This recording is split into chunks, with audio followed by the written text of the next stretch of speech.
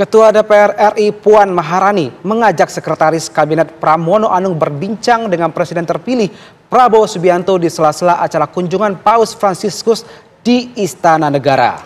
Ketiganya pun nampak berbincang akrab hingga bersenda gurau.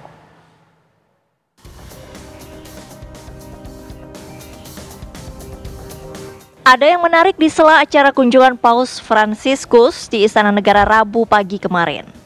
Ketua DPR RI Puan Maharani kedapatan mengajak Sekretaris Kabinet Pramono Anung menghampiri Presiden terpilih Prabowo Subianto. Ketiganya pun terlibat perbincangan akrab, sesekali bersenda gurau.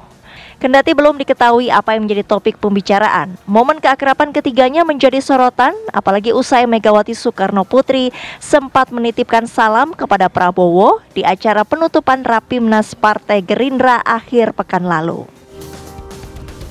Pertama, ini menjadi penegas betapa sebenarnya PDIP melalui elit-elitnya ini tidak ada persoalan apapun yang cukup serius dengan Prabowo Subianto. Bahwa PDIP dengan Gerindra dan Prabowo selama 3 kali pilpres saling bersaing, bagi mereka ini adalah sebatas persaingan biasa. Rivalitas dan perbedaan politik bagi PDIP dan Gerindra sepertinya adalah pilihan yang tidak bisa dipisahkan. Tapi bukan berarti sepanjang ada rivalitas, keduanya tidak bisa saling berkompromi dan tidak bisa saling harmonis. Jadi ini yang sepertinya bisa menjelaskan kenapa Puan Maharani mengajak Pramono itu berbicara dengan Prabowo Subianto. Karena tak ada jarak psikologis apapun yang sebenarnya mempertentangkan antara PDIP melalui Puan dengan Pramono Anung dengan Prabowo Subianto. Hingga kini, PDI Perjuangan memang belum menentukan sikap untuk berada di dalam atau di luar pemerintahan yang akan dipimpin Prabowo Subianto. Meski belakangan partai banteng kritis terhadap kebijakan pemerintahan, sikap cair Puan ke Prabowo seolah mengisyaratkan ada peluang komunikasi lanjutan yang terjalin antara PDI Perjuangan dengan pemerintahan mendatang.